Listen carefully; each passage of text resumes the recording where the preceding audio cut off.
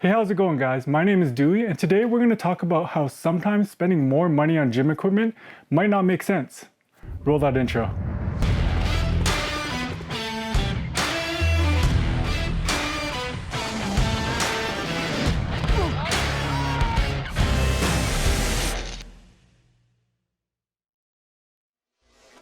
Like some of you, generally, I live by the motto, buy once, cry once. And that doesn't just apply to gym equipment. I do it for bikes, camera equipment, sports equipment, you name it.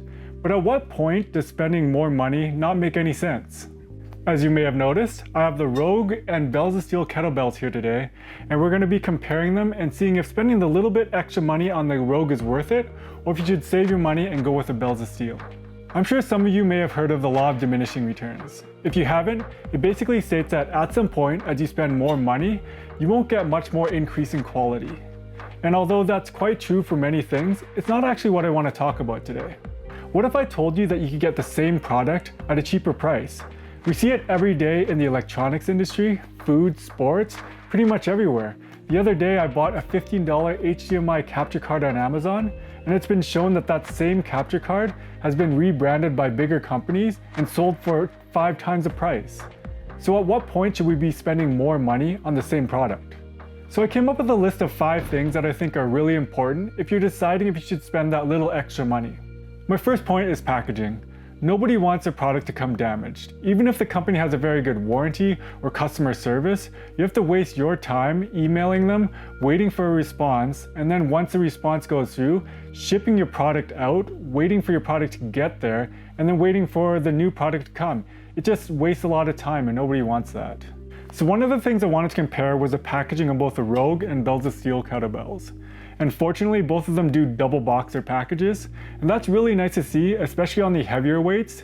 And that's because, when you go through the post office, sometimes they do mishandle those heavier packages a little bit.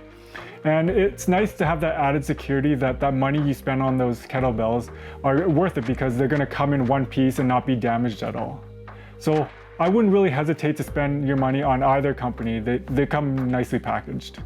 My second point is shipping costs, and that's definitely the biggest deal breaker for me. I really like Rogue, and I think the quality is exceptional, but sometimes it just doesn't make financial sense to get something shipped here, especially to Canada. If I was to get these 4 kettlebells shipped to me, it would cost $189, whereas with the Bells of Steel, I would only be paying $48. And that's a huge savings of $140. You could either save that or put it towards a couple more kettlebells if you wanted. So as far as value, you're getting way more value going with the Bells of Steel here. My third point is customer service, and really, there's not much to say here. Both companies have exceptional customer service, as well as a limited lifetime warranty, so no worries here. My fourth point is build quality, and to be perfectly honest, there's not much of a difference between these 2 kettlebells. One thing to note about the Rogues though is that unlike their many other products that are made in the USA, these kettlebells are not made in the USA. So I wouldn't be surprised if both of these came out of the same factory. So we'll cut to some footage now of the kettlebells and let you decide if the Rogue or the Bells of Steel kettlebells are higher quality. One thing I will point out though is that the Bells of Steel kettlebells are actually milled at the bottom, unlike the Rogues.